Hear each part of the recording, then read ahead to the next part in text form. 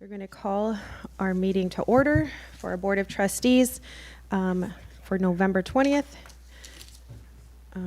Let us all rise for the pledge.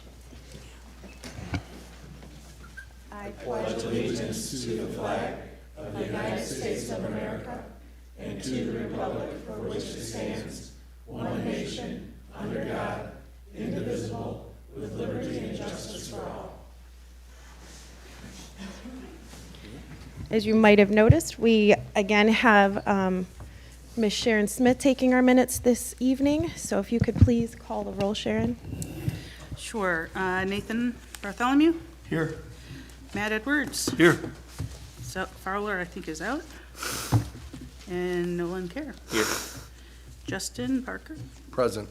Shelley Russo? Present. And President Poznansky? Here. Okay, we'll move into the approval of our agenda. We get an approval or some, I'm sorry, is that you, Nathan? Okay. Motion by Nathan or Mr. Bartholomew. Anybody second? Support. Support by Edwards. I'm guessing you have an addition. Nolan, do you want to add to committee reports? Yeah, I didn't even notice they were in there. Okay. Yeah, if you can do the Prospect committee. Gotcha, we'll put you E under committee. Thanks, Justin. I feel like our agenda was just an adjustment from last month. As you can see in the minutes, it says September. So we've already noted that. With that addition of Prospect Street under committee reports, do we have an all in favor? Or did anybody else have additions? Aye. Okay. Aye. Any opposed? We have none opposed. We have an agenda. Moving into our minutes from October 16th. Do we have a motion or any changes? Make a motion to approve the minutes from October 16th, 2023. Okay, we have a motion by Trustee Parker. Support. Support by Trustee Bartholomew. Do we have any? May I back up one moment to the agenda? I just noticed the approval of the minutes is September 18th. Yeah, that's what I said. Well, we saw that. I saw that already. Oh, We're okay, gonna I'm correct sorry, I it. didn't hear you. Okay. Sorry. All in favor of the October 16th meeting minutes? Aye. Any opposed? We have none opposed. Okay, we're moving into our bills. We have our two sets of bills.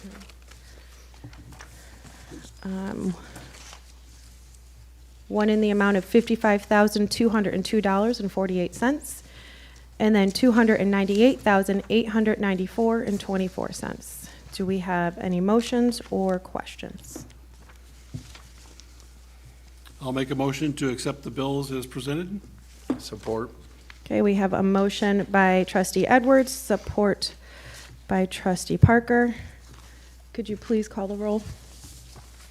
Bartholomew? Yes. Edwards? Yes. Kerr? Yes. Parker? Yes. Russo? Yes. Poznansky? Yes.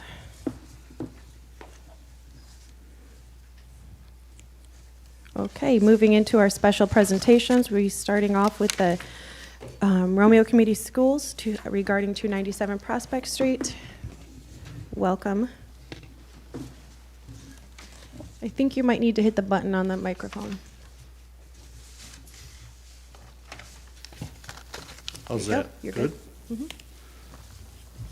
You guys are fancy. You have a sound booth. We don't have a sound booth. So, good evening. Todd Robinson, Superintendent of Romeo Community Schools, and I'm here with Anita Bonnick, our Board President.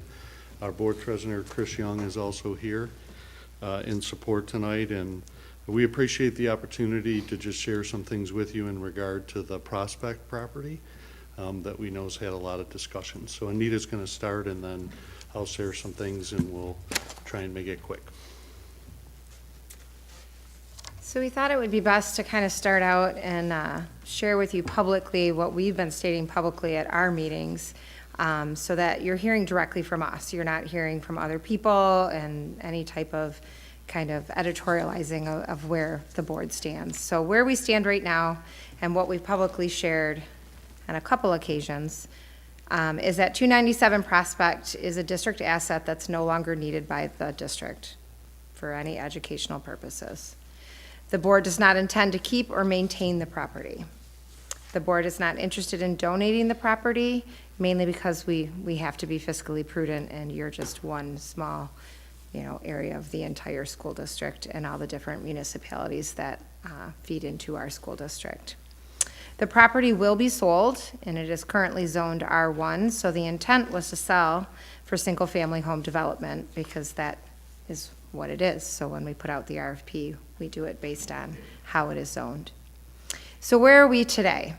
The status of the RFP is that it was comprehensive, and we completed that. We spent over 5 months of dialogue and discussion on this process since the bids were received. We've had continuous interaction and communications with the citizens group that continually came to our board meetings to tell us what they wanted. Clearview Homes was the sole developer left in the process, and a contract with Clearview Homes was drafted and reviewed by the board. There was not support to approve that draft contract, and so therefore, on November 13th, we passed Resolution 91 unanimously, all 7 members. And I'll just read you that resolution so it can be into your board minutes as well, which is: the School District's Board of Education hereby desires to end the RFP process, reject any and all proposals submitted through the RFP process or otherwise, and pause any future RFP process through June 1st of 2024, unless a viable offer is brought to the board by community members, which the board elects to consider at a public board meeting. So I just want to reframe that and be very clear that we're pausing. So our stance is still the same. We do intend to sell it, but we're pausing until June 1. And it's important to know that it's not just any old offer that would come forward, and it wouldn't be some behind-the-scenes deal. It would be an offer that would be presented to the Board of Education. It would go through our legal counsel, and it would be voted on publicly at one of our meetings, put on the agenda and voted. I just feel the need to constantly say that, because we don't just randomly vote on things that aren't on the agenda, to put the minds at ease of our residents, because they feel like they have to keep coming. So we just want to put that date out there. June 1st would be the first that we would then be putting out the RFP. So with that, I'm going to turn it over, because we learned a lot of lessons throughout our process, and leave it to our educational leader to tell us what those lessons were. So we do in fact feel like we've got some lessons learned, and maybe as much some things that we just would present to the council tonight to consider. First of those is around the Thompson Place Street easement, the paper street, as I've heard. The notion of this street has been referenced on many occasions during the past several months. Most notably was the letter that the village president sent to the school board on August 10th, stating it would be nothing other than a platted street and that it should not be encroached upon. This was leveraged as a barrier to any sale of the property and a limitation to any site plan development by members of the citizens group in writing and several times at the podium in public comment at our meetings. If this is that important to the village, then we would propose that the village develop it prior to any future development. If not, then consider taking up the process to vacate it so that no one in the future deals with these same circumstances. Residential zoning ordinances were talked at quite a bit over the course of the past several months. Based on our purview, we would ask the council to consider reviewing the zoning ordinance on residential lot requirements. Over the course of the last several months, we have clearly learned that residents disagree in regard to density implications alone. The district will follow what the ordinances dictate, just as we did in this past RFP process.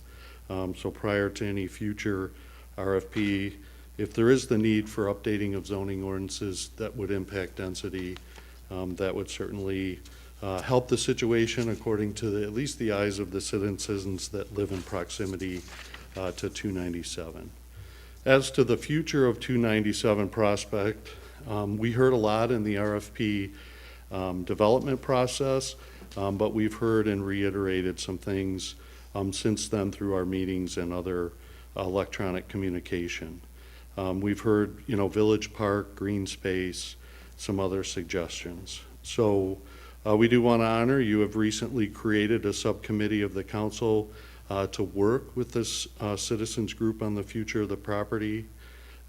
This is noted as the GSOPS committee, and we know that they presented at your most recent meeting, and we've received their presentation and also watched the recording of it. Our hope is that this committee, along with the full council, defines any intent of the Village of Romeo in regard to the future of the property, as ultimately you control the outcome after any eventual sale. The board's position is clear in regard to the future of the property, as Mrs. Bonnick shared. With the passage of Resolution 91, there's now time for the municipality and its residents to develop a plan if anything other than single-family homes is desired. And then finally, in regard to just the notion of collaboration and communication, the district is committed to regular communication with the village leadership. And we know that was challenged because you changed administrations really in the time that we were working through getting an RFP out, and then when it was eventually put out. Should there be a future RFP in regard to the sale of the property, the village president and a few other representatives will be offered the same opportunities to be engaged in the process to understand the type of developers we would be considering and those draft site plans that they might present in the future. So that's just some considerations. It is my intent to summarize this and put this in a letter to you after the holiday here to make sure that you have it on paper as well as in our comments tonight. Mrs. Bonnick? So I guess in closing, we just feel it's important for you guys to understand our intention was always to be good stewards. Our intentions were always to be good neighbors.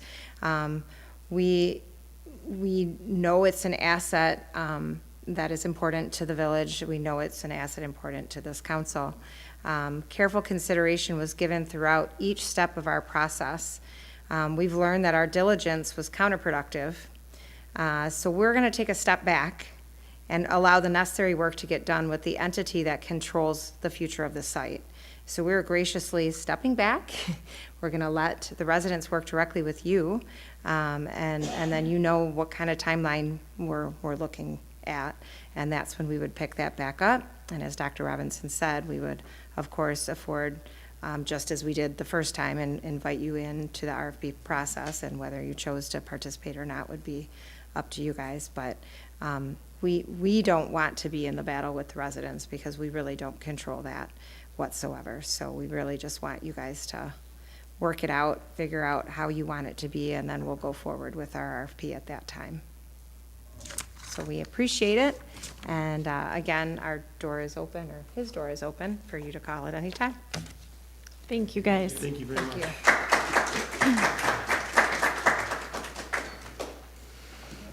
Okay, next on our presentation, we have the DDA is asking for an igloo cost-sharing request. Yes, thank you. I think you should have this in your packet somewhere. Yeah, Is it it's farther in- back. Farther down, but Under the new business item. I wasn't gonna put it in there twice, so. yeah. We flip through there. So, hello, my name is Danielle Lee. I'm the Vice Chair for Romeo DDA. We wanted to share with you some initiatives we have for the winter months here for downtown Romeo.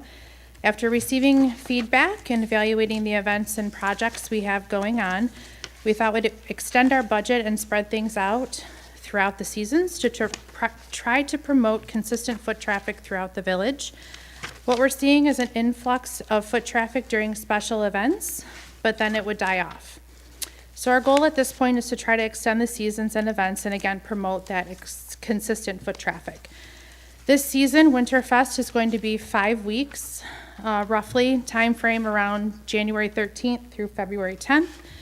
This event will include ice sculptures, live ice sculpting, musicians, a chili cook-off again through the chamber, the 5K, things of that nature. All of those will be happening on various weekends during that 5-week time frame. Again, we're trying to promote people coming back on a regular basis. The idea is to start planning and creating an atmosphere where people want to continue to come back. We have approved 3 igloos that will be temporarily put in the village park. They'll be utilized, hopefully, through that whole time frame, and we want to continue to, we have a beautiful park, and we like to see it utilized through multiple seasons, not just the summer sunny season. To start building on that concept, we're going to purchase these 3 igloos. They'll have lights in them, and they'll go over the picnic tables. So guests and residents alike will be able to enjoy a hot cup of coffee or cocoa while their kids are playing in the snow. Or maybe they'll just pop in to have a treat after dinner. Our thought is to continue to build on this year after year, and maybe next year we'll have an ice skating rink in the park. These igloos will be up after the tree lighting and Christmas parade, and they'll stay up through the end of Winterfest. You've probably seen these used in other communities, in their parks or even at restaurants, where they're put up for the winter season, and it's just a fun experience, something to add to our village and another reason to come downtown and stay downtown.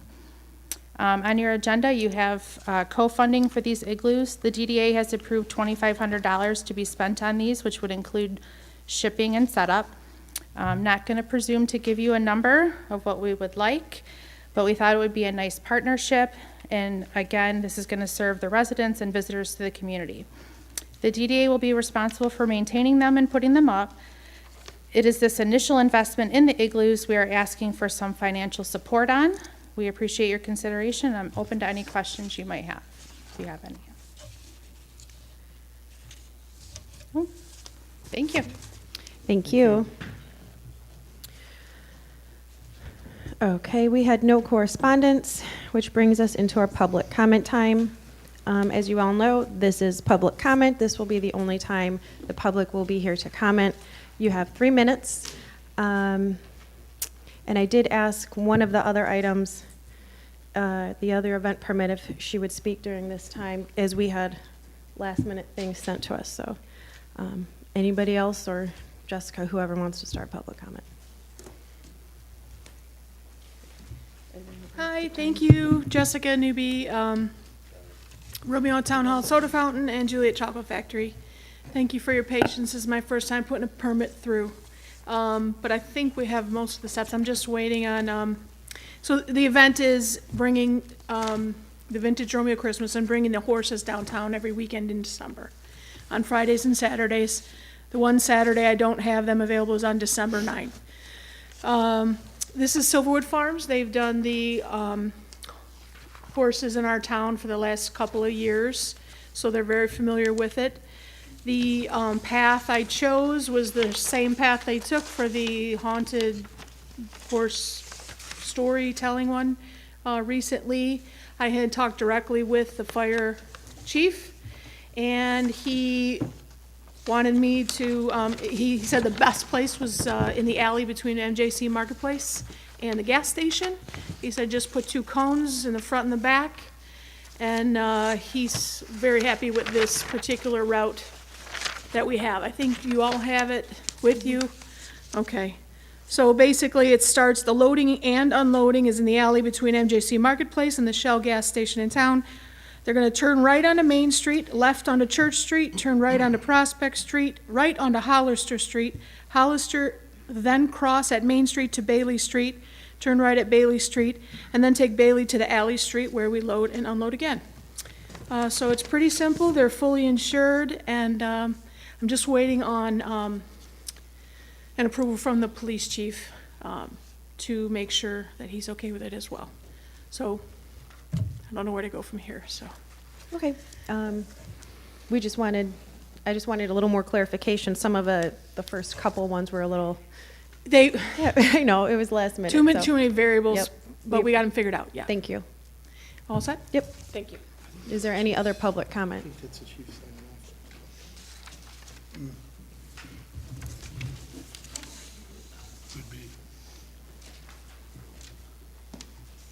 Good evening. My name is Richard Corey.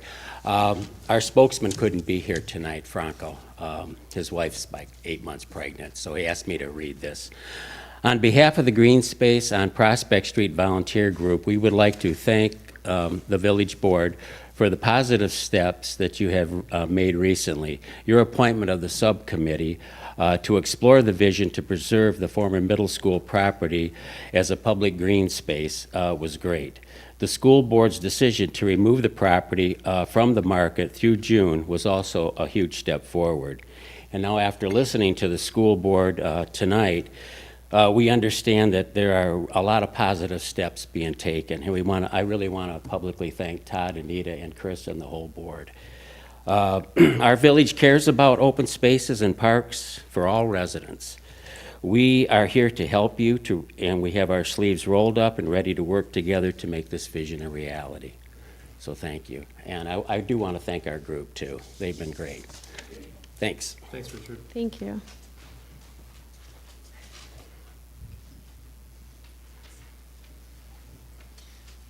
Hello, I'm Betty Cassidy. I live at 356 Benjamin. And I went to Parks and Rec meeting on Thursday, the last one they had, and there seems to be confusion between Romeo Bruce Parks and Rec, Romeo Washington Bruce Parks and Rec, and the village trustees as to where the Sisson Street green space is, whether it's the trustees need to do something, have to talk to the Parks and Rec, or the Parks and Rec have to talk to them. Because the village trustees did not know that it was theirs anymore. They seemed to be under the influence that it got shut back down and off of a green space. Well, now they know it's a park. Hopefully, they'll remember it's a park. We really hope that on some level that both organizations can talk to each other and have something in writing, something official, so that Parks and Rec, if they forget, they can go back and look at it. And because we really like to get this ball rolling, try to get the green space a little bit more like a park and still not just an empty lot. I know nothing can happen for the next 3 or 4 months, but I just don't want it to be forgotten. Thank you. Thanks, Betty. Do we have any more public comment?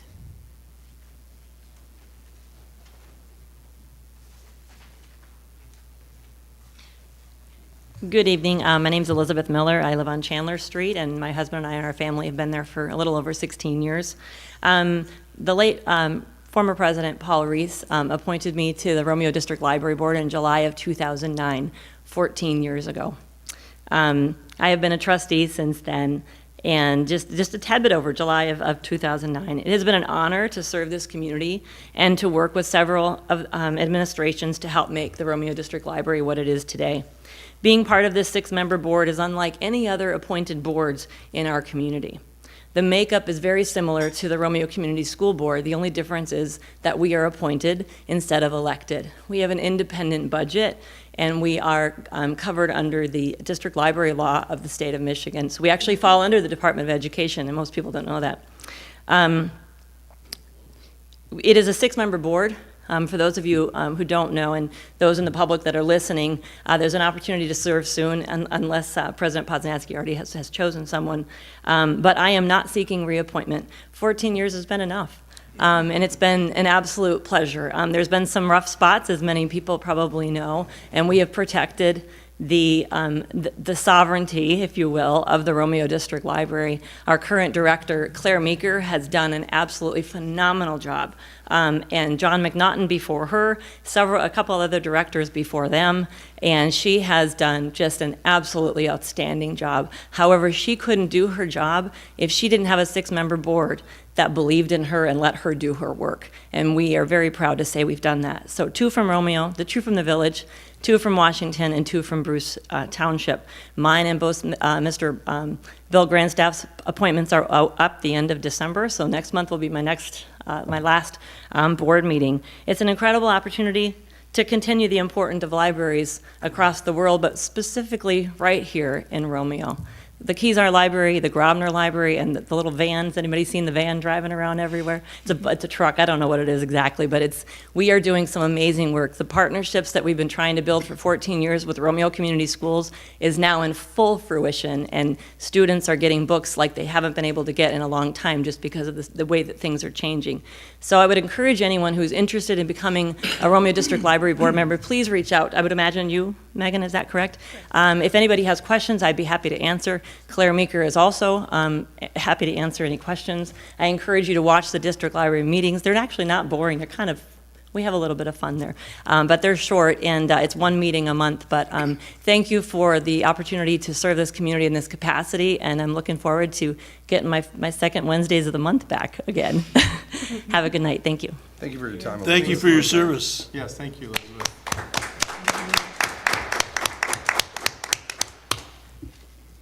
Do we have any other public comment? Hearing none. Okay, there's no more talking.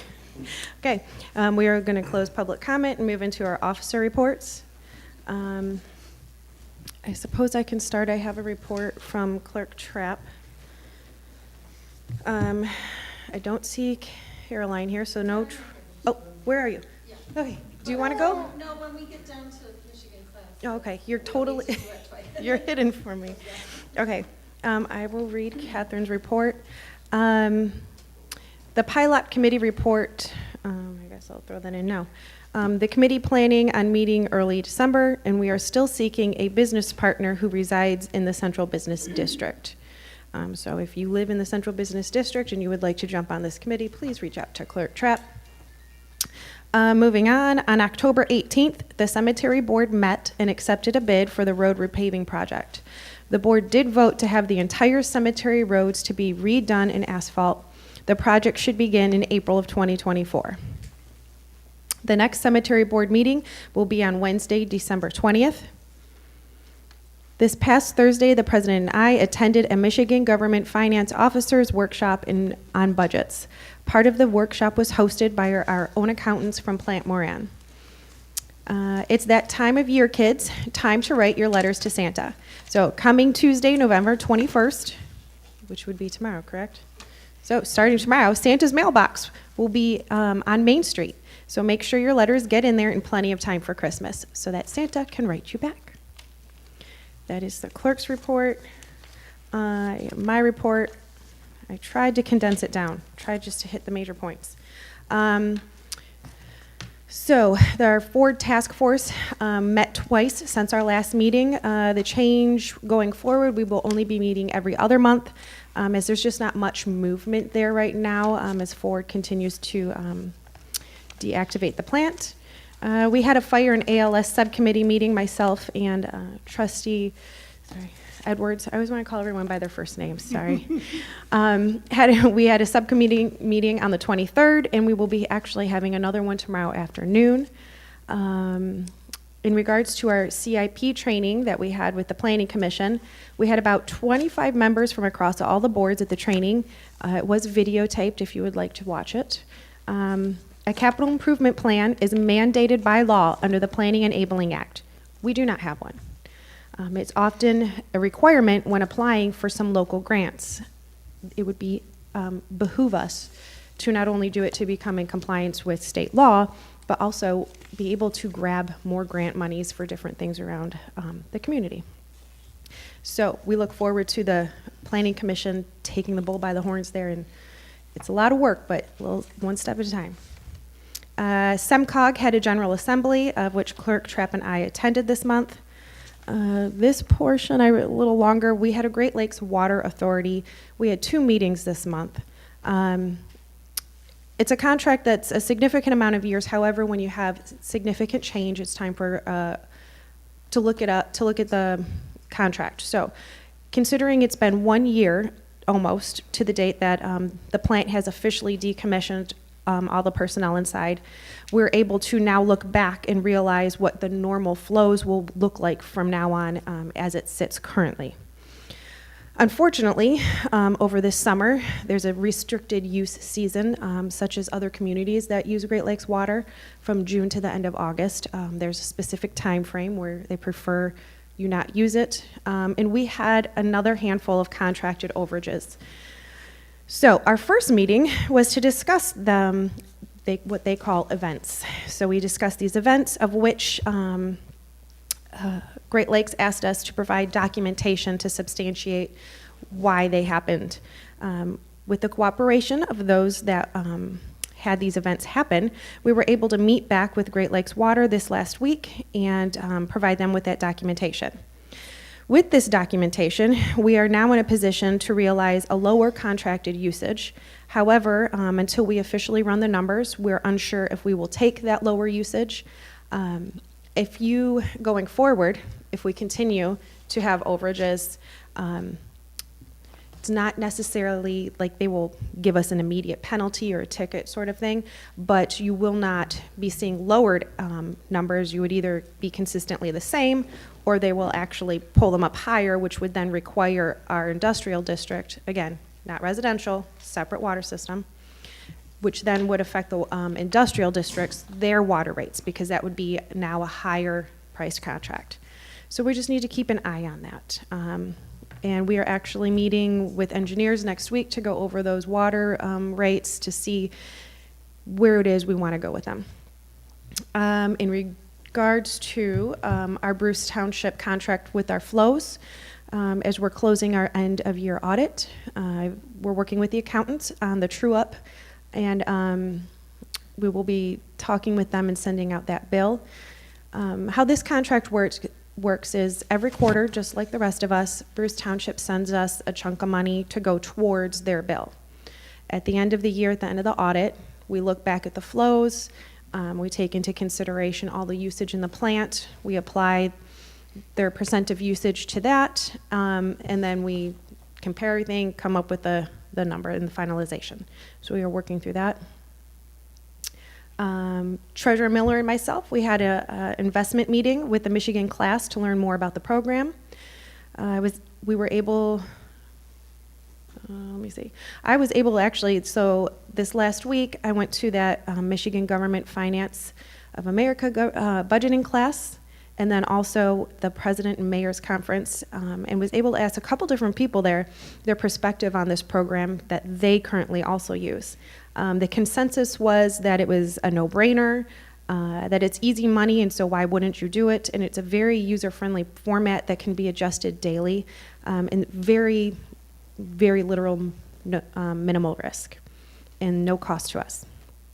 In regards to police, we have actually conducted 2 interviews, and a position has been offered and accepted. We will meet our officer next month as he will be sworn in here. He does start next week, correct? The 4th? Okay.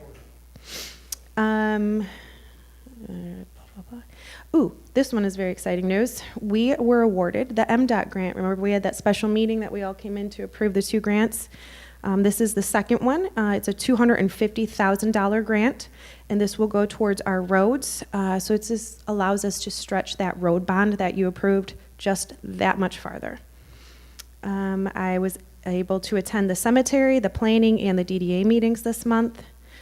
Also, the Construction Board of Appeals that we all created last month had that meeting, and I assisted there and was able to take the minutes, and that was a successful meeting. Letters of interest for open seats. So I'm still working, actually, when I spoke to Elizabeth Miller to see if she was still interested, she suggested, Oxford has an actual application, not just, hey, email the president. So I'm still working on ripping off their application and redoing it. So in the meantime, yes, sorry, you still have to call me or email me. But an official letter of interest stating that you're interested in a seat and why and what you bring to the table. Currently, we have 3 DDA seats, 2 Planning Commission, 2 Library Board, and 1 HDC. For these boards, I plan on emailing those specific seats, reminding them that it is their seat that is up, and if they still wanted to be a part, to send in their letter of interest. And then Santa Parade. All of the trustees, you are all welcome to attend and hand out treats. They ask that if you would like to do that, meet at the Village Park at 6:30. They'll get you your baggie of goodies, and then you can walk down to the parade route. So I will be doing it. That's next Thursday. Sorry. Is that what it is? Yes, 30th. And that is it for my report. Do you have anything, Nolan? No, not much. I attended that meeting on the 8th, what was the name? CIP, yeah. That was really cool, it was interesting, it was a little fun. There was a little workshop at the end, and it actually got kind of stressful. We're like balancing a budget. I learned a lot, it was really cool. I want to thank the school board for coming out. It says a lot to start that collaboration and be able to talk with us. I think that's great, and hopefully we're able to do that a little more. Yeah, sorry. And that's it. Okay. Mr. Parker? Planning Commission met. You were there, thank you. Basically, the same things we've been discussing. Went over the flagpole ordinance a little more, future flagpole ordinance, fencing permitting, and use of the sidewalks in the CBD. It's really all we got to this month. Just wanted to remind everyone that the Masonic Hall, with the help of James at Wendy's, is putting on the Thanksgiving meal again this year. It'll be on Thanksgiving. Dinner will be served from 12 to 3. We're also doing deliveries that are available. I'm going to read the numbers just in case they're not there. You can call two different numbers, 586-515-9613 or 586-894-8151. If anyone would request a delivery of a Thanksgiving meal, we'd like to see everyone come out. It'd be a good time. Will Supervisor Paderak be doing the? Yeah, sorry, actually, I have to, after this meeting, I'm delivering all the turkeys to Supervisor Paderak in Armada Township, and he'll be cooking. I think it's gonna be about 44 turkeys this year for us for the He meals. smokes them, they're delicious. Yeah. That's amazing. Bristow? Thank you. So I attended the subcommittee on the Prospect Street property. We had some really good conversation and good start to that. I also attended the tree board meeting, and they have a lot of things that they're focusing on. They have a lot of great ideas. If you want to see the minutes or agendas, they are on the website. If you're interested in getting involved, information is there as well. They're doing good work. They're passionate about trees. That's it. Edwards? All I have is that I attended the Fire ALS Subcommittee meeting with Bruce Township and Megan. And I guess we'll talk about that more in the committee reports, so leave it at that. Bartholomew? I'm good. Nothing? Okay. We covered everything there. So moving into our committee reports, something that's not part of the committee report, but Clerk Trapp did want, last month Clerk Trapp was also not here, and there was a question brought up by Trustee Parker regarding the late fee. So I wanted you to see that that was addressed in here, and it was reversed in August. So, sorry. Okay, crosswalk project. One moment.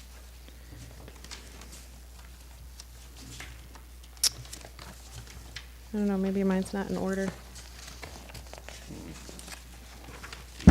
Anyways, I did ask for a breakdown from the accountants, as was asked, that we would see what the village has paid into it. Does anybody, thank you. I know I had it. I asked her to break it down into the most easily understandable, because this was paid out of a couple different years, so we had to do a few different amendments, move money around. But in the end, the total project that the village paid was $397,000, $330.50, which puts us, where's the total overage? In the project, we were responsible for the engineering. That's a big chunk of that.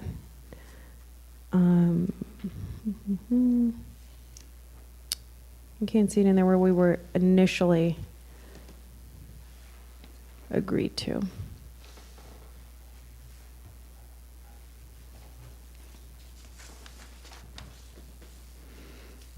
But anyways, that is the total that we have paid into the project personally from the village.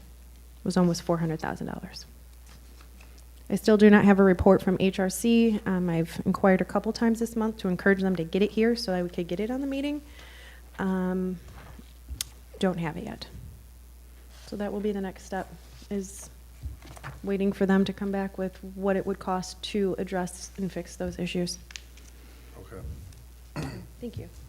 We could probably we dissolved that committee, right? We should probably just keep that under unfinished business. Yes. Again, I think this agenda was just a follow-up last month. With our fire and ALS contract, we did have a subcommittee meeting. Matt and I were able to attend.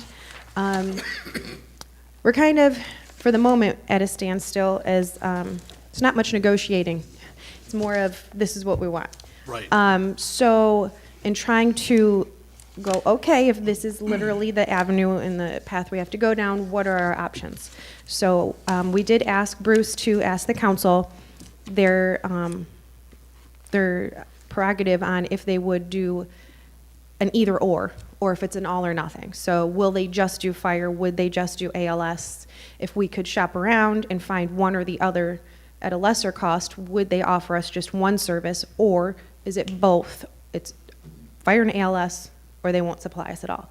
So they had a meeting last Wednesday. I did watch it, and it's an all or nothing sort of thing. So at least have that much more of an answer, so we know our next steps and what we do or don't need to research and not waste our time on.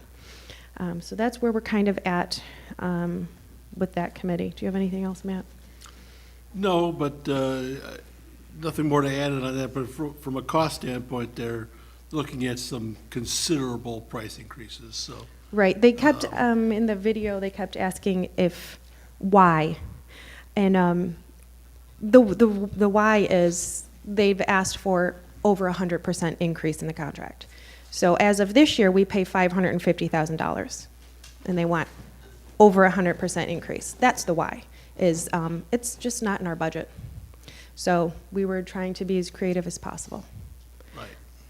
So we will go forward tomorrow, now that we have this answer, and see what else we can, see if we can't get some negotiating going.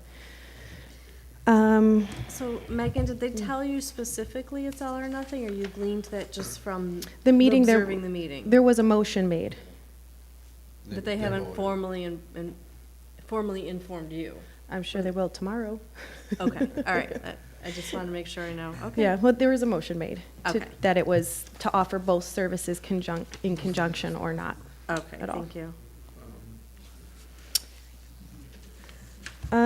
Parks and Rec Place.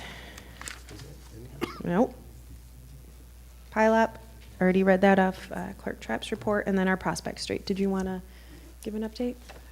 Yeah, really, I'd like to talk to the board a little bit about how we're feeling on the topic. So Trustee Rosso, Parker, and I met here on this past Thursday, and we had some really great conversation. We had a lot of information to bring to the table. We can go down that rabbit hole for hours of what if this, what if that, but a lot of it is a moot point if, we don't really have the backing of the board to even waste our time exploring funding, exploring options. So that's kind of really my goal, to maybe get out of this meeting moving forward, so when next time we meet, we have a little more tread on our tires, is really just encouragement or permission from this board to, if need be, chat with the school board, or to meet with any experts in the field from the county or from green space, community foundations that help with that sort of funding. We're gonna do our due diligence and try to explore all funding options that we can, explore any options with the property as a whole, and go from there. So how do you guys, feel about the property? We kind of got to talk about how we feel about parks as a whole, if parks is the direction we want to go, if we just want to take it one baby step at a time and just look at property acquisition and how that might possibly lay out. We could do that too. Do we want to cover this now, or do we want to cover this under unfinished business? Well, we don't have it on an It's agenda not on the item agenda, for yeah. unfinished Yeah. business. Unfinished business A? It's the first thing up. That's the space lease. That's, yeah, Oh, that's a different, yeah, that's Parks and Yeah, Recs. this is just the Prospect land. Do we want it? Do we, Oh, I- what's the vision I'm for it? favorable for it, yes. I mean, I don't really think we require a motion. I more so just want to hear your guys' feedback on the Yeah. matter, if that's Yeah. okay. Continue to explore it. I'm favorable. I mean, I think it'd be I'm- worthwhile. From a budget standpoint, we don't financially have the money to purchase it. That's my being knee-deep in budget. Right. The money's not there, and then knowing what we look at potentially with fire contract and that much more that we're gonna have to find every year. I don't see us personally having the money. If the committee can find the avenues, what they've presented and what they would like to see there in a natural habitat, I think would be doable. Yeah, we do have to realize that it will continue to be a tax generating revenue, space. We did just create another park. I mean, these are all the things, but I'm not gonna tell you, don't go try and find the money. You have 6 months, try and find the money. Yeah, and I'm not trying to drag along the school board by any means, and I mean, they've got business to attend to too, so we'd like to make this as painless and efficient as possible for all parties involved. But, I mean, if there's a possibility of getting this paid for, I think it's worthwhile to search for it. Absolutely. I've heard there might be grants available for that. Some of the members were saying that, so now that we have time, see what we can come up with. Awesome, well, yeah, we'll get together and I'll get with these two and we'll meet again soon and we'll start looking at those next steps then. We had some really good conversation last time, so we'll build on that. Great. Okay, moving into our unfinished, our Parks and Recs space lease. These doors behind myself and the doors back there are storage space for Parks and Rec, and they've asked if they continue to use it. I put in here, somebody else, not myself, because I am not good with measuring, came in and measured them, and one is 16 by 13 and one is 24 by 19, which comes to about 660 total square feet. I went around just to a few of the grabbed 3 local places, and put in here price sheets for you guys. I tried to see if there was anything consistent. It really looks like it's about $100, or I should say $1 or just over $1 a square foot is kind of what it tends to look like. Because then it also depends, is it heated, is it indoor, is it outdoor, blah, blah, blah. Considering this is our Parks and Rec, What are they currently paying, Megan? currently, they are maintaining the whole building. But come January, we are taking back over this building, and that's where the rent will start. Which 2 closets or spaces? This one And And that one. Okay. They store bouncy, Yeah. Christmas decorations, things that they don't touch frequently Right. in the other building. Would, I'm guessing our insurance would not cover their property if something should happen. Would they have their contents insured? That is a clerk question. I have asked the clerk to, right now is the time of year we start, go back over everything for insurance, so I had her put this building back onto it, and I don't know the details of that. Okay. I would think you'd want to handle it much like an apartment where you'd have Renters your own insurance. furniture and things like Right. that insured, so. Yeah. I think that's what you do when you get a rental unit from U-Haul or any type of storage place, don't you? You can buy, I mean, they provide the options, but you can buy additional coverage or insurance for those items. Right, that's what I'm suggesting we should probably require, so if something doesn't happen, we're not replacing a bounce house. Yeah. And just liability of their staff being in and out of the building that they're not operating out of. And then what happens with damage if something is damaged in this room while they're in and out of that closet. So I guess that'd be something we'd wanna Well, it sounds like we have to figure it out by next month's meeting, right? If January they Mm-hmm. hand over the keys. Do they Yep. currently have the stuff that they're gonna be storing Mhm. already in these units? Yeah.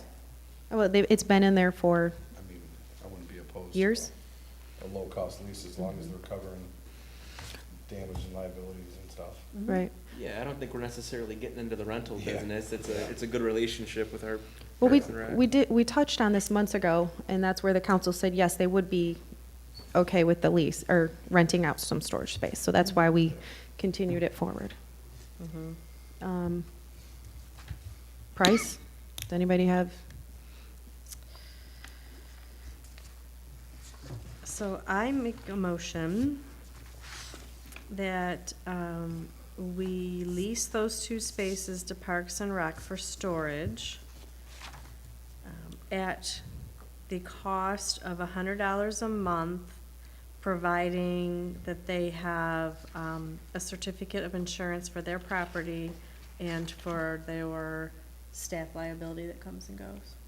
Is that 100 for both units, for both closets? Total. I'll support. Okay, yeah, because we need just to keep in mind that we will now be, again, we have insurance, we're paying the heating, the lighting, all of the utilities again, and also cleaning fees, so that will help cover some of that. Yeah, 'Cause I like the price. I think that's a good choice. I've been in here It's fair. vacuuming as of late. So, yeah. Okay, so we had a motion by Rousseau, second by Parker. Do we have any more discussion? Or I guess we could then just trade the rent for cleaning. Could ask that. I mean, do we also have to be concerned about, now that we have the keys to the building, like 24/7 access, or just when they're operating, are they allowed to come in? Is that something we have to be concerned about? They've always had access. I mean, we can stipulate it in the lease, put language in there to Yeah. coming in when they need to access storage. Okay. Does anyone have a particular term, length? Yearly or annual, you know? Year to year, I don't know. see how it goes. Okay, we'll do, We're stabbing in the dark, so. Right, it'll give us time to figure out Yeah. what it's really gonna If it cost us works, now. yeah. Right. Do one year. okay. Yeah. Mr. Clark, that is all on you. Please. Figure the rest out. I accept the responsibility. Okay. If there's no other discussion, could we please call the roll? Bartholomew, Yes. Edwards, Yes. Care, Yes. Parker, Yes. Rosso, Yes. Poznanski. Yes. Okay, here was where the crosswalk project was, so I was just a Oh, little yeah. ahead of myself. Apologize. No problem. So we've discussed that. Moving on to our elected officials' pay ordinance.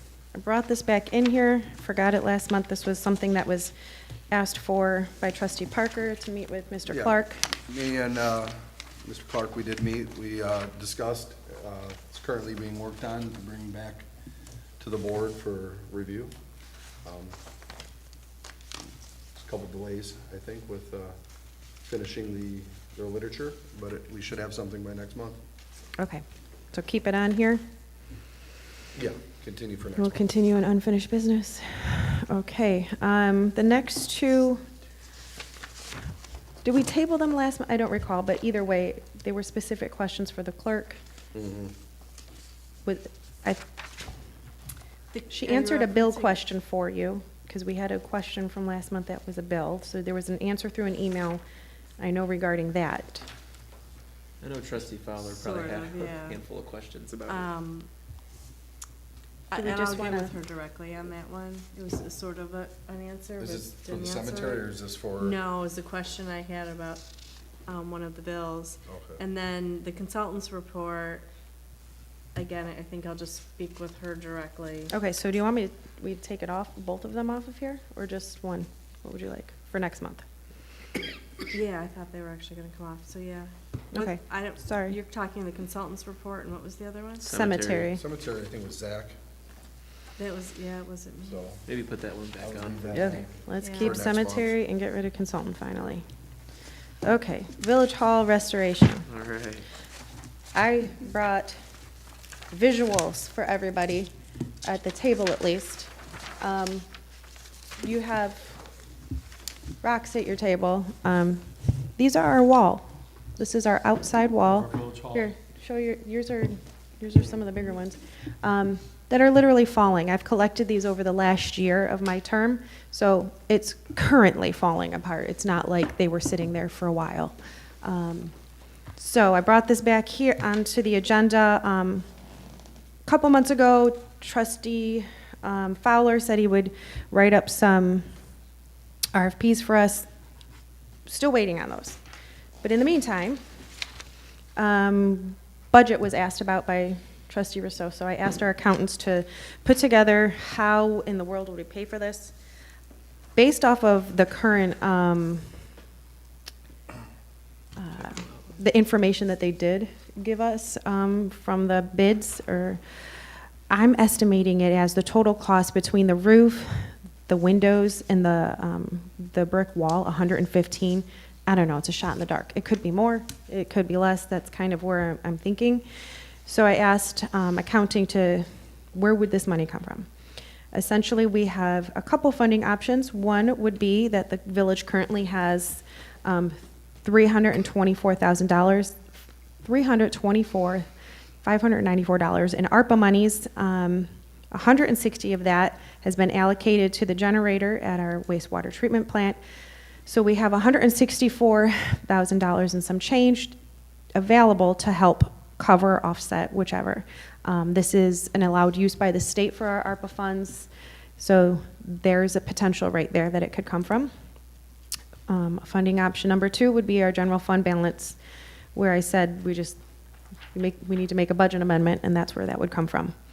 So these are the 2 areas where the money could come from. So as we go forward, keep this information in mind.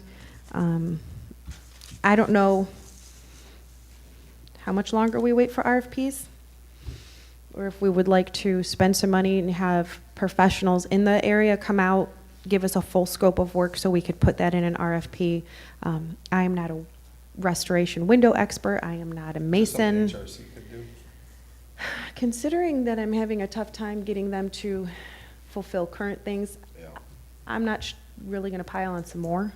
I can ask. I think we need to move as soon as possible. Yeah, these, I just, read it was a little while ago, but a building in Eastern Market, Yep. I mean, part of the wall just fell down into the alley. I mean, that could have killed people.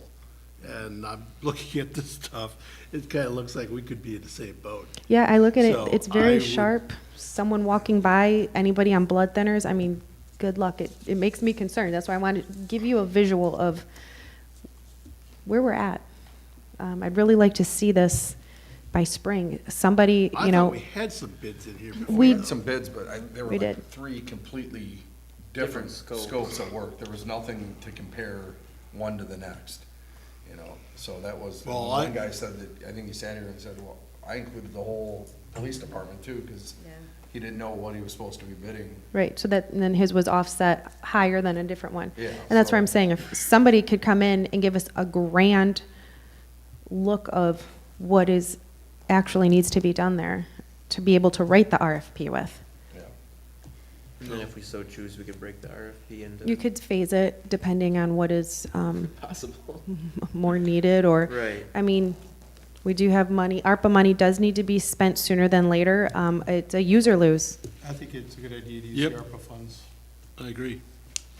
All right, Do you if, know the date I it think- needs to be spent by? Is it April? I want to say it's coming up within the year. Okay. I can't remember, it was 24 or And we've got 25. nothing else planned for it, so. It'd be a great project. So what we I think would it'd be a good do project. with accounting is we would need to make a motion to move that into a different account. From what I'm understanding, you can move it into like payroll or that sort of thing, and then it's safe housed there to pay out this, a contract to do that. And I can ask them and have that all ready for next month if that's what we'd like That'd to be do. great. Thank Do you. we just want to move all of it there? Assuming, I mean, like I said, I estimated 115, but 160, that's Move not, all of it. yeah. I mean, it So- Oh, you said could, there's 164 left? yeah. Okay. Yeah. When does ARPA get replenished? Like, It doesn't. ARPA was a one-time COVID, yes, it was, and that's why they encouraged and even had certain restrictions on what you could use it for. Don't bring on a new officer and have it be their pay, because it's not coming again. Like, that's the only time you're gonna get that chunk of money. Correct. Okay. Correct. All right.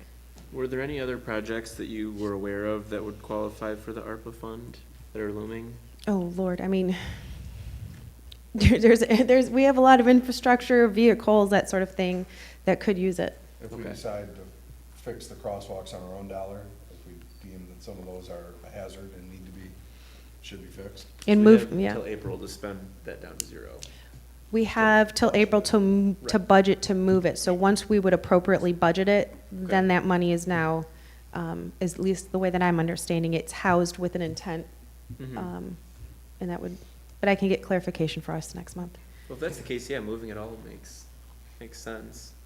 So the next step would be to have someone come in and do a comb over of exactly what the restoration would entail for the village hall as a whole. Right, and I might need funds for that. I guess that's what I'm asking you, is the board willing to spend money to have an assessment of all our masonry work, get a complete workup of what is needed, so that we can then create the report, the RFP. Do you have any idea what like a not-to-exceed number might be? For someone to come assess. I have no idea. I'm write up a saying- report, I would say not to exceed 25. That's what I'm saying, I was gonna say 2 or 3 grand, I have no clue. Say $3,000 then, not to exceed $3,000. You Okay, Make the motion, I'll support. I'll make a motion to go out and get a bid, put together? yeah, Proposal. A proposal put together and what needs to be done Scope of for a work. price of not more than $3,000. Support. okay, so we have a motion by Edwards and support by Parker.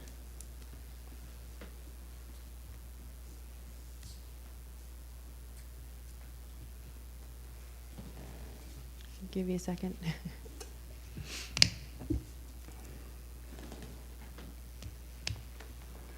Okay, well, I will reach out to HRC to see if this is something they can viably get done within the next month, maybe January, because I'd really like to get that RFP out there and somebody on the hook for spring. Right.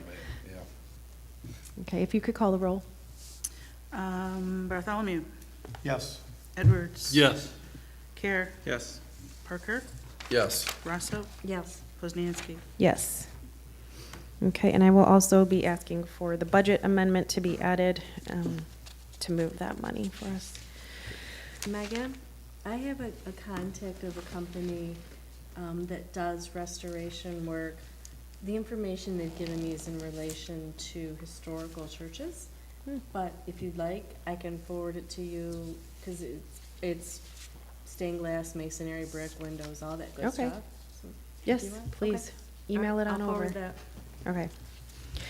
Okay, moving into our new business, we have 3 event permits. Starting with our Parks and Rec tree lighting event permit.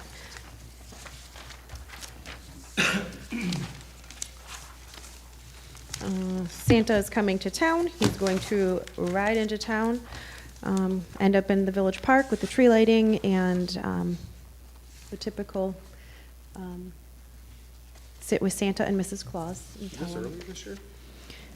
Typically the first Thursday. It's in usually, December? I'm not quite sure if it's because of the way that the that what it is? calendars falls this year, but it usually is the first, it's usually like the 3rd or so of December, but anyways, do we have a motion to approve? I'll make a motion to approve the Support. village event permit for the, what do you want me to title it? The Parks and Rec tree lighting and Santa Parade? Okay, we have a motion by Care, support by Parker. All in favor of approving, say aye. Aye. Any opposed, say nay. We have none opposed. Okay, we have our Romeo Soda Shop event permit. Jessica stood up and spoke during public comment, to try to clarify a bit for us. This will be a first of this type of event. So we weren't looking for anything else. This one's all set and ready to approve, right? Right, I It sounded just like there was was, some clarification. right, that's what that was dropped off at the table today, this evening. So wanted a little condensed, it was kind of all, drawn, scribbled a little bit, but, Yeah, I did hear that we were waiting on approval from the police chief. on the route. So would any motion to approve that just be pending police chief's approval as well? It could. Is that, what's this? Is this the? No problem. That's the fire chief. That's an addition. Okay. It says okay with route, and someone signed it. That's the fire chief. But he just said it was Not okay yes. as well. Okay, Chief gotcha. did. Yeah. Okay. It's unreadable, so I. Streets closed. So, I don't believe streets are closed. I do believe it sounded like that alley would be shut down, but not even, it didn't say, Blocked off. they're gonna be, yes, put cones out, allow them to come. so then are we disregarding the stretch along Main Street that, Corner 32 in Main, down all antiques to the Masonic Temple. right, is that, Is that just the parking? That was the, Requested parking spot. antique cars were gonna park there. But I don't believe that's an ask anymore, is it? No, that was something that was, Can she talk during this process? Yeah. It's her permit, right? it says blocked for horse Clarification. and buggy on the map of the, Yeah, so Crescent parking spots blocked for horse and buggy. but it's not even coming that way anymore. If you look at the, So this The new new route. dirt alters right, okay, this, so we so can, not that. they're gonna be following this where they come across to so we just make sure this is excluded Church. in the approval. Okay, Church to Prospect to Hollister and back, so Yeah. really not going down Main Street. So we're that not way using the anymore. parking anymore. Okay. The hours are probably still good. so we're still waiting for, Chief just said he was good with it. Yeah, normally there's a sheet to come to me from the clerk's office for me to sign off. She came in, I haven't seen one. Jessica came in, you weren't there, Yeah, I have, so, I have a copy of everything. yeah. Yeah, I'm good with everything, as long as they got some kind of marking on the back of the carrot, obviously, which will. She does. Because it is during, on Fridays, it's during high traffic. Yeah, Okay. yeah, so, Well, with that in mind, I'll make a motion to approve the event permit for the Romeo Town Hall Soda Fountain, with the new updated route that we received today.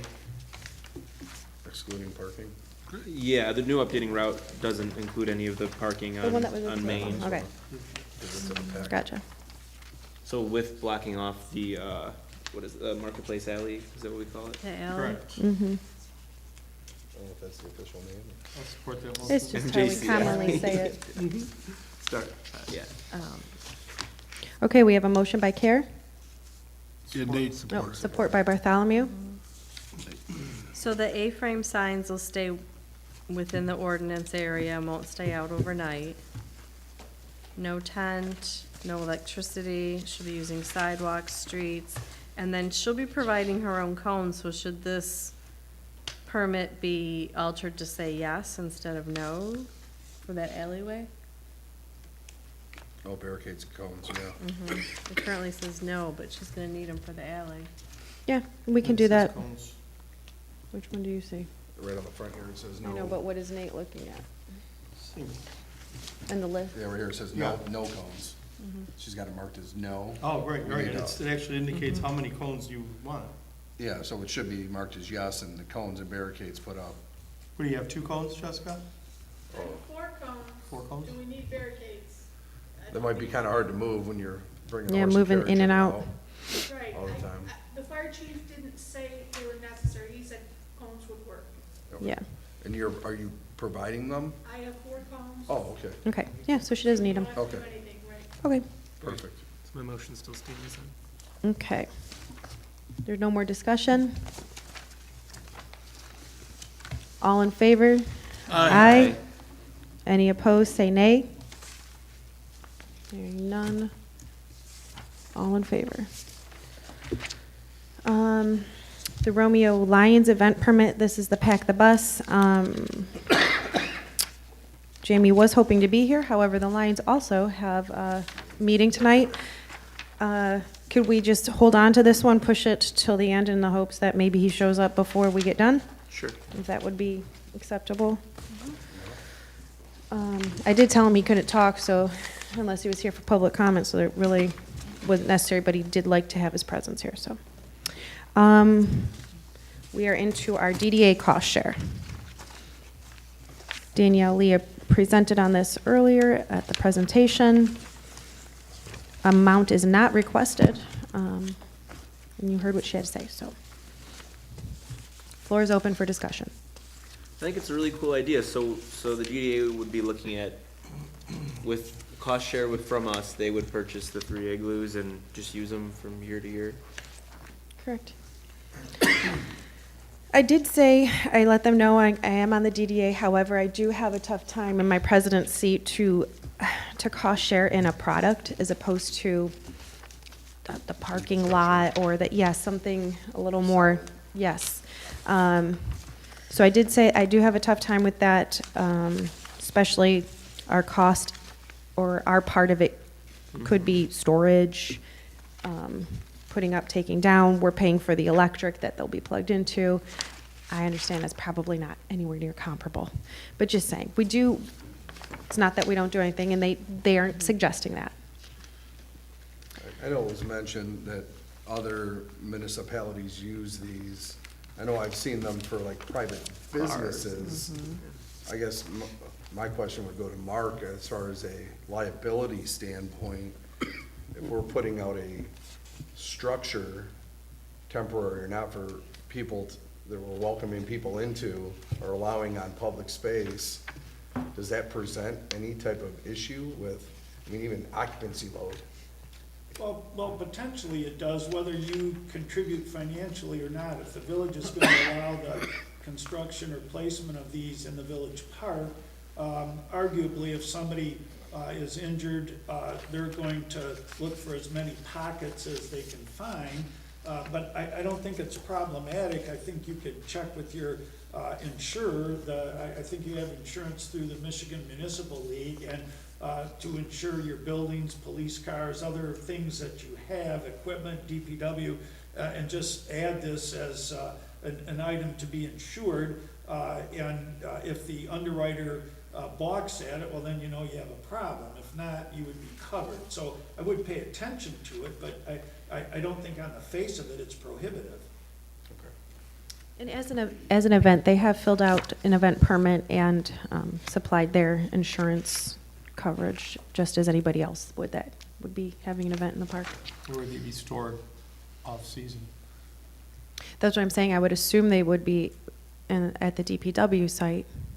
That's my guess. I don't know where else you'd put them. We do have some basement storage. Oh, that's, Yeah. yep. What's the actual purpose of these? To be able to still utilize the park space. So So they're in the just gonna be summer, open for people to walk by and stop in? yeah, you don't have to reserve They're them. not restaurant serviced Nope. or?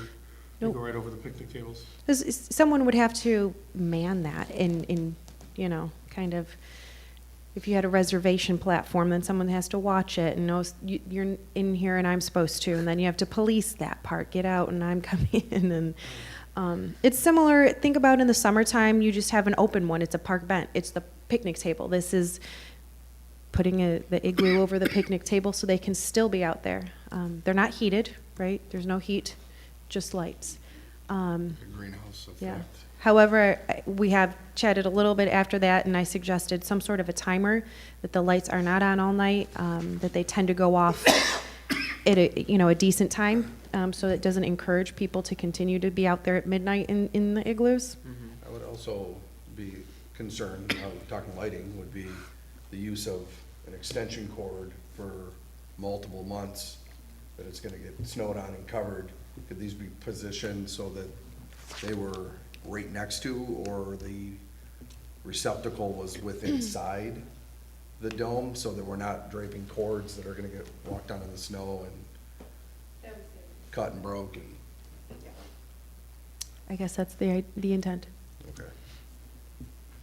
Because potentially they're also gonna have to be serviced in some way. I mean, people, litter and things like that. I mean, people are gonna probably, I would assume they're gonna bring some drinks, they're gonna bring some food. They're not just going to sit there.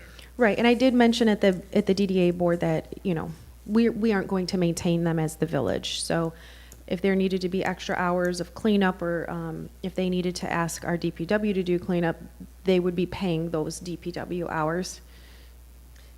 So do they have a plan to maintain it, or they're just gonna wait for the village to say it needs something? Did they put a plan? We haven't gone that far. Haven't gone it. The Okay. this is our first step, trying something new. All right. And how, because I know there's all different kinds of igloos, are they looking at the ones that are like, you could poke a hole through them? It's literally this one. It's whatever this, Yeah, I can't couldn't quite tell if it was the full-on, because it says zipper adjustable, so to me it sounded like the thicker it's plastic. made of durable ABS plastic frame with a thick PVC screen. So they're just assembled, right? Mhm. You just take them apart. Is there a base that they sit on, or are these just gonna sit right on the grass? My assumption is the grass. It's got an ABS plastic frame that it sits on. The framing that it rolls around the exterior. So I'd imagine it'd have to be staked down or anchored down somehow. And then When I'm guessing in the spring, or when they come out in February in the spring, if there's needs any grass repair. End of Winterfest, which was February something, 13. Well, that's good. I would think it would still be good frozen, or Yeah. I don't know if Well, it's if gonna that's turn right. muddy under the That's- warmness, I don't know. I think they're cool, though. I think Yeah. Uh-huh. people enjoy using them. Yeah, I like Really adds trying to the something new. Maybe it fails, maybe it takes off. No venture, no gain. I just don't know that I wanna pay for it with the tax dollars. I would- Sorry. Well, I think, I mean, in a perfect world, it'd be cool if there was a company that rented things similar to this, and we could do a test run for 3-4 weeks, and if community loves it and it goes well, and it's not annoying for DPW, then we can pull the trigger and buy 3 of them. But if we buy 3 of them and they break, or they're poor quality, or there's a lot of issues, then we just cost shared and kind of wasted a little bit of money too. It is a really cool idea. I like the idea. I I just think wish you're gonna go we could over test well. it. I like that idea. Because people use the parking lot, the tables for eating and stuff. This would give them one more option. Yeah.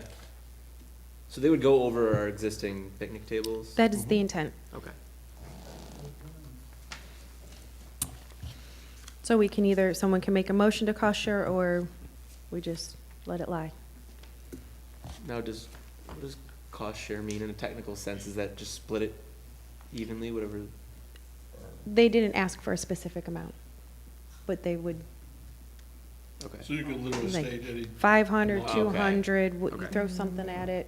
I kinda make a thing. motion that the village donate the use of electricity to any igloos that are placed by the DBA. Support. You want to put in cost share in there as well? No. No? Okay. Okay, so we have a motion by Rousseau, support by Parker, that the village would Donate any cover the electricity. electric bill for the use of, in the use of these.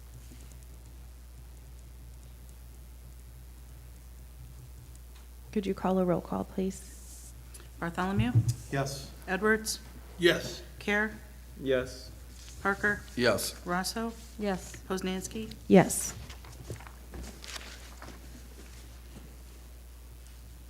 Now, this will still have to come to us again for the actual permit, right? No, just like anybody else, say you're having a wedding and you want to fill out the event permit for the park. You just, that's going to be a clerk and admin. Sounds good. Okay. Any other motions? We good? I'd like to make a motion that we do cost share with the DD on this when that time comes. Pardon me, I'm sorry, could you say it again? Yes, I would make a motion that we do, as a village, cost share with the DDA on this project. A specific amount. And say, do you have an, Did you have any idea approximately? We approved $2,500 for this spot, And that's for the 3 igloos and delivery. delivery and setting. Okay. Not to exceed 2,000? we have a motion by Bartholomew to not to exceed 2,000 and a cost share with the DDA on this purchase. Support? Support by Edwards. I'm sorry, how much was that for? not to exceed 2,000.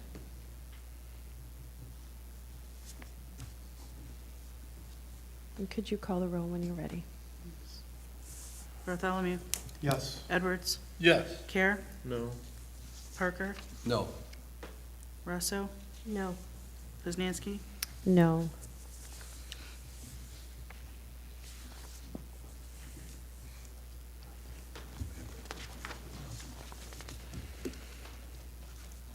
Okay, are we moving on, or are we? Okay. Yeah. Well, now that we're going to be paying the heat bill, I turn it down when we leave. So, so, I'm feeling a draft coming. yeah, so just trying to be cognizant of our new bill. Thank you. Our legal RFP. So we are at the point in time where our current RFP with Mr. Clark, we approved it for a 3-year contract with a 2-year extension. We're at the 3-year part. In January, we would be at 3 years. So if the council was considering an RFP as opposed to the 2-year extension, we're asking that you let us know that now so we could put out the RFP. Whether or not you actually want to change, I mean, that's part of what the RFP and the prices will show you. So just going out for RFP simply does not mean we will be choosing a different option, as this still doesn't, it would not negate the option of the 2-year extension. So just wanted everyone to know that's the option. If we so choose, please make a motion tonight so we can create that RFP and start walking it forward so we could be prepared should there be a change. So my understanding that year 4 and 5, right after this, the 2-year extension are gonna remain the same as. It's the in current, here. right? There are adjustments. I mean, it's already been approved in the contract. Yeah, I think it was, yeah, it stays the same for. Yeah. We're at All the now for language is in there. remainder. Mhm. So with no action, we just continue on to year 4? Well, we would, We'd still have to we would agree still, to it. we would agree to that extension as it is, I believe, correct, Mark? It doesn't just Yeah, continue. the option is the villages, the option isn't mine. And when it was presented, it was over the 5 years as is included in the information you have. So you can exercise the option and lock it in for the next 2 years, not exercise the option and put it out with a RFP. It's your choice. It's not my option, it's yours. Right. I'll make a motion to extend the current contract for the 2-year extension as written in the contract for years 4 and 5. Support? Okay, we have a motion by Parker, support by Edwards, to continue in the 2-year extension with our legal.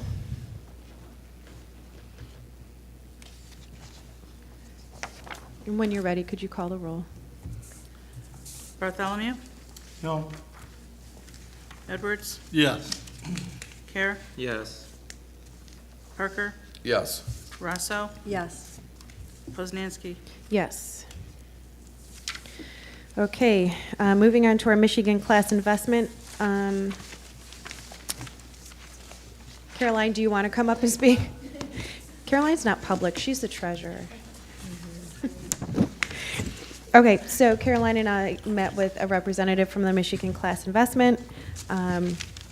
She put in all the information here. It literally covered everything she had to say to us. So we didn't feel like there was a need for her to come and regurgitate this information to you. What I'd like to point out to you, if you look at the second to last page of the information in here, she threw in an example that if for September of 2023, for the whole 30 days, if we would have just had $1 million sitting in this investment, we would have made $4,500 on that $1 million. I'll just let you know, we have more than $1 million just hanging out, making us $0. In 1 month, in 30 days. Oh, sorry. Well, that would be amazing. It's like, where are we about? No, 4,500. So, Yeah. think we have 3-4 million that could be sitting there. We would have just made 12 And this grand. money is completely liquid too, so we can, you know, No penalties. Right, no penalties. Any, we won't ever see a bill. We won't have to write a check. The terms, or I should say, the yield that they do, They take it out of they there. take it It's out as it included. comes. So Right. monthly, they, you know, a dollar amount would be deposited in our account. We'd have, essentially, an interest-bearing checking account. And it would be connected to our bank accounts. I can transfer back and forth as we. Daily. Daily, if I want, you know. I could provide, I would imagine, a monthly statement to you all in your budget stuff, so you can see what it's doing and how it's growing. And then if we, let's say every month we make $4,500, well, we leave it in there and we make money on that money too, you know. Or if we say, hey, we need to turn the heat up over here, you know, Yeah. we could take. Now we well, have yeah, you know, or replace the roof or whatever, you know, we can use it for whatever we want. Megan, I didn't get a chance to talk to you about this, but I did meet with Robinson Capital. They came in Thursday when you Okay. were This at is a your different, meetings. a separate investment company. We were not wanting to put all our eggs in one basket. So Right. this is one type that we were looking at for this Michigan class, and then Robinson Capital is a different. Pleasantly surprised with Robinson Capital, they offer the same type of program. Okay. Which I didn't realize until they started talking. So it's the same type of program, it just depends on who, you know, who I decide to go with. Michigan class requires a board approval. Yes, we need a resolution to. Right, and they said just seeing it in the minutes is plenty to get the ball rolling. Robinson Capital does not require that, but they're like, you probably should still, I go, well, yeah, of course, we're gonna tell them, you know, but they don't require that as part of the Okay. process. I have an appointment scheduled with Danielle from Plant Moran. I spoke with her today. I said, we want to get this going sooner Yes, than later. absolutely. I don't wanna wait another month. I don't want to wait another minute. I want to get, so I have an appointment scheduled with her. I think she put you on Yes. the appointment. Yep. For Tuesday, December 5th, so we can get with Danielle and Carrie, I think Yes. is her name, to talk strategy, dollar amounts, you know, so So- we can get this going. And this can get going in as quick as just a few days. Yes, we talked, So my that goal was is one end of of our the year. questions. Yeah. When we met with them, that was our question. Yeah. Okay, so if the council approves this, what's the next step and how fast can we get Yeah, going? and she's So- like, you tell us, and we'll Yeah. send the paperwork over, get it filled out, and get going on it. So, I mean, So does the- by the next week, we could be resolution entered in it. It could be as easy as just making a Yeah. motion in the minutes. Yeah. To go forward with this investment with this company. So we don't need to include any type of dollar amounts that we're gonna Nope. work with? No, because that's going to be fluid over time, especially as we make money or depending on what's due at the time. We're going to pay attention to, for instance, our fire contract, and we're going to hold on to that in this fund to make us the most money as possible on that money for the year until it's due at Bruce, that kind of stuff. So it's going to be fluid. And the Depending. account can, we were talking to the woman that came to talk to us, it can go down to zero, and we don't get There's any no penalty. penalties. We can Yeah. take it all out and say, we need it, we gotta spend it on something. Yeah, we can also know. have our taxes directly deposited. What was that she was telling us? So that currently, Oh, we got right. we had $700,000 state tax check sent to us. Well, it's just Mm-hmm. Sitting there. in our safe in the bank. Well, that could have been sent directly to here so that the Mm-hmm. next day we were realizing revenue on that. Right. And even if it only sits there for a week or two until then we turn that Right, over to until we have to whatever. turn it over. We made a few bucks. Is there any risk of loss to our principal? The risk, from what I understood, was the banks would have to, everybody would have to Everybody bankrupt would and have to go foreclose. belly up and. So it's Yeah. So it's not, I'm not insured. saying it's not possible, because, I mean, hello, COVID. Well, the way it works but I'm with- saying it's very not likely. Like the FDIC insurance, We're it's, insured. it's split into multiple Right. banks so Okay. that all the money is insured. Okay. Okay, and there are 800 and some Right, municipalities we that are, are involved we with are Michigan in class. this, we're in this one pot, and then this pot, what they do for us is they are the ones invest in putting it in all, the Right. smaller ones that are making. They the make money when we make money, so they, yep. And what happens is, this is only open for local, not local, just government. Government, right. So as more governments jump in, the bigger that pot of money is, the more we all make. Yeah, but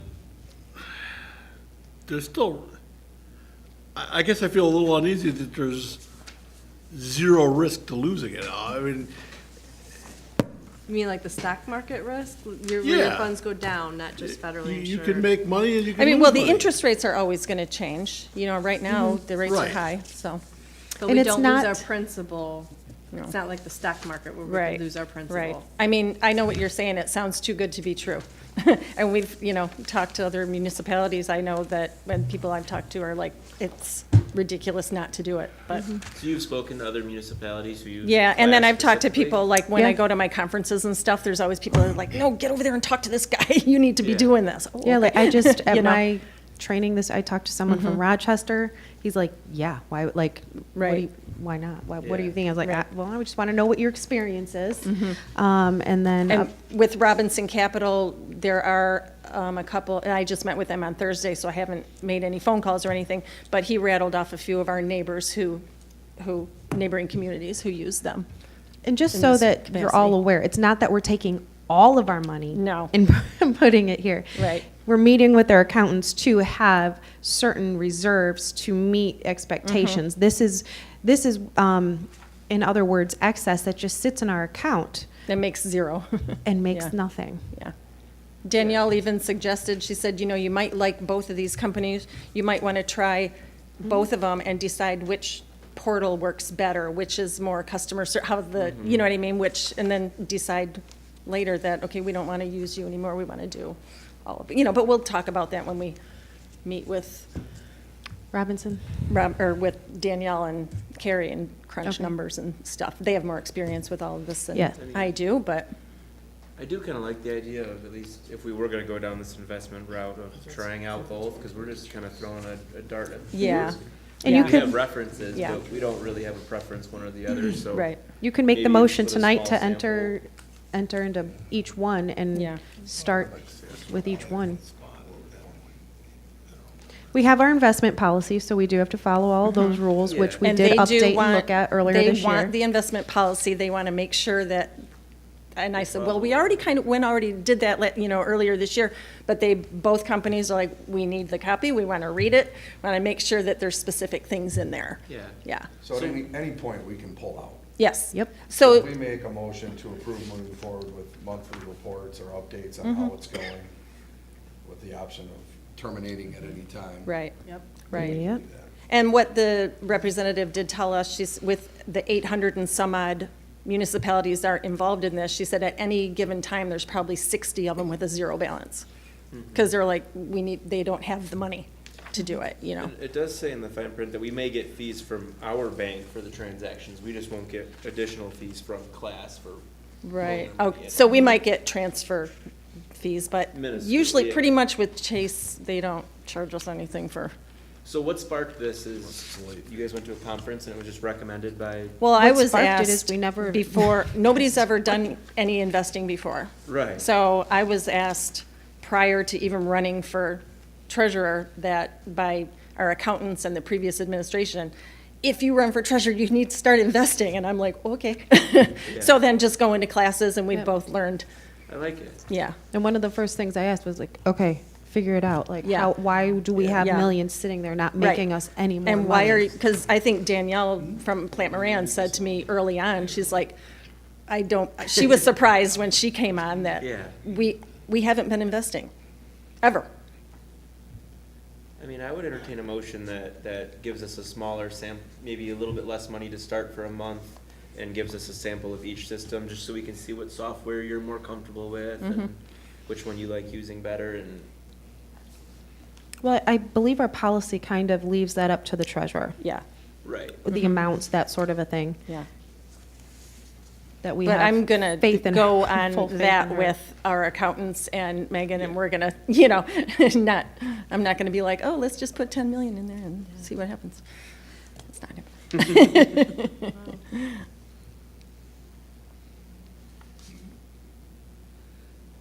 So, does anybody want I would support a motion I of would something support in the all minutes saying that we want to move forward? I make a motion that we authorize the treasurer to move forward with pursuing investment with Michigan Class Investment, and that initially, for the first year, we're provided monthly reports on the status of the account. For sure. Is that just Michigan? It's called Michigan Class. Michigan Class is the one that requires your approval to even start with an investment. Robinson Capital will just act like they do too, and we'll just treat it the same way, you know. So we have a motion by Rousseau, I'll with support. support by Parker. Can you call the roll, please? Yes. Bartholomew, Yes. Edwards, Yes. Care, Yes. Parker, Yes. Rosso, Yes. Poznanski. Yes. What was the name of the other? Robinson Capital. I'd like to make a motion that we also let you continue with Robinson Capital as well, and with the Yeah. same stipulation with monthly reports for the first year, and if you deem that one isn't as good or whatever, Right. feel free to do whatever. And the yields, the return on investment, it was about the same, you Okay. know, so, yeah, we can kind of figure that out too. But theirs is called, Michigan Class is Michigan Class, there's Robinson Capital is called MISH, Michigan Insured Cash Holdings. Okay. Federally I'm more insured concerned for cash like a- investment option for Michigan public entities. That one. Same type of thing, yeah. Yeah. Okay, just like a Robinson customer Capital. service Yep. standpoint and, Yeah. and how you like using Yeah. it is all I'm Yeah. concerned. Okay, so we have a motion by Care. Did we? Support by Parker. If you could call the roll again, please. Yep. Bartholomew, Yes. Edwards, Yes. Care, Yes.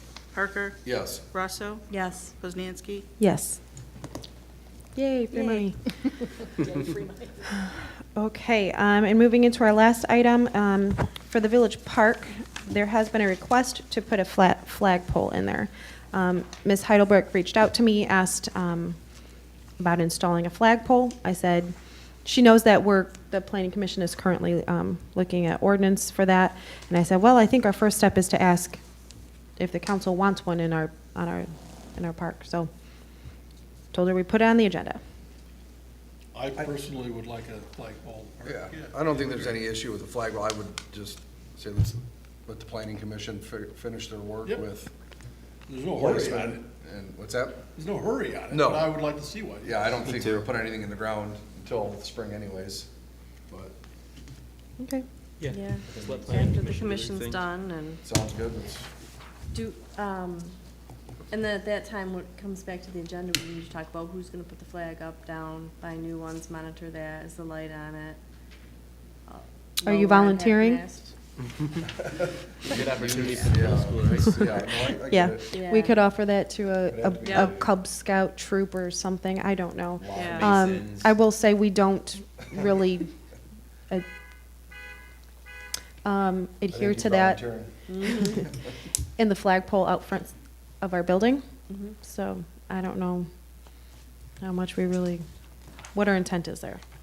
I think the cemetery does pay attention to half-mast when they can. You have to check every day. I mean, sometimes, unless it's a large countrywide event, sometimes you don't know, or holiday. There's an app for that. Yes, and who would like to monitor that and have that added to their, okay, so I guess I'll let Ruth know. We'll hand it over, we'll wait for the moment on the planning commission. With the village park, since we're on that topic, did Ruth, did she ever turn over like access and authority to like, what's the Wi-Fi, the lighting control, all the stuff that's out there? Not yet. I did email her last week. We've spoken about it. She says it's very easy. It's an app that will be able to be controlled remotely from anywhere. We just haven't met up, so I emailed her last week, asked, hey, can we finally do that? We do have keys. Parks and Rec has a key because they're often the ones that use it. Do we have anyone Village. monitoring the lighting? At the moment, we are not. At the moment, it's, Cause it's, you know, Roof? it's glowing different colors like all day and all night. mhm. And if we Oh. wanna, I'd rather have heat than lighting. Okay, I'm sure she'll get with me Yeah, soon. Sounds good. Okay, thank you. Okay, and now we're at our last point. Jamie, well, no, remember yeah, around We Jamie. Alliance one, he just still isn't here. So this is the Pack the Bus event.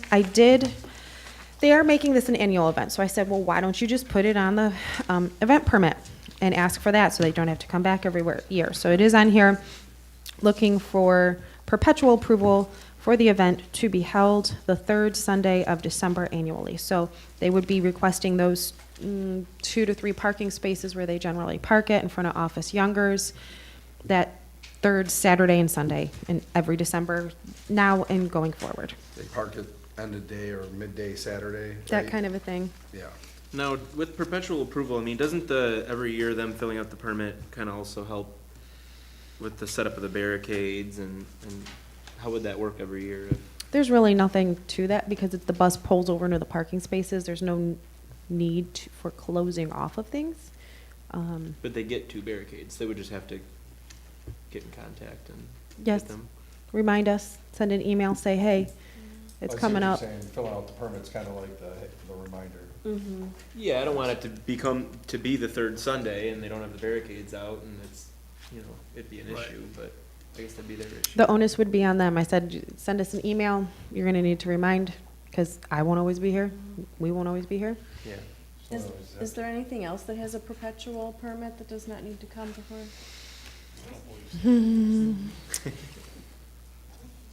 Bike night? Do we do bike night? Or Jeep night? Do they need I don't think permit? there's any permit for that. Exactly, well, and it's kind of a very similar, they use the same parking spaces and they don't even they put do out cones, they block put them out off. buckets. Yeah. Yeah, They push that them, kind of block thing. them off.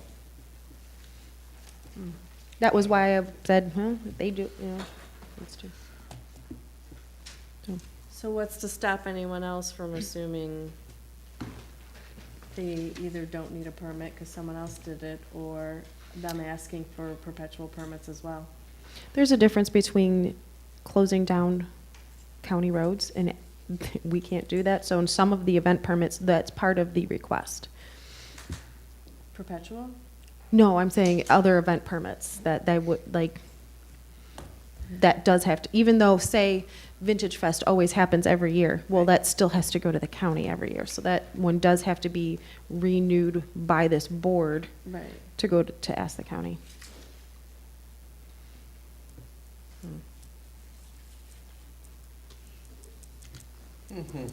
I guess if they're gonna keep doing it, I mean, if they're ever to stop doing it, then. It's food donations Approval for the anyways. local food Yeah. pantry. Right, it's something they'll always be doing, so I'll make a motion to approve the Romeo Lions Club, Pack the Bus food drive for perpetual approval, for the event to be held on the third Sunday of December annually. Would you add in something along the lines of notifying the village 30 days beforehand? I mean, from my understanding from the president just now, it sounds like, I mean, if they don't get their spaces because they didn't contact us and get the barricades in time, I mean, it is kind of a little bit their fault. Yeah, so I'll support the motion. Okay, we have a motion by Care, support by Bartholomew. We have an all in favor, aye. Hi. Aye. Opposed, say nay. Nay. 2. We have a nay from Parker and Rousseau. I make a motion that we approve the Romeo Lions Club Village event permit. Well, the motion passed. Motion passed. Oh, I'm sorry, you're right, Yeah. it did. Sorry, thank you, Matt. I'll make a motion to adjourn. Second. All in favor? Aye. Aye. 8:45, people.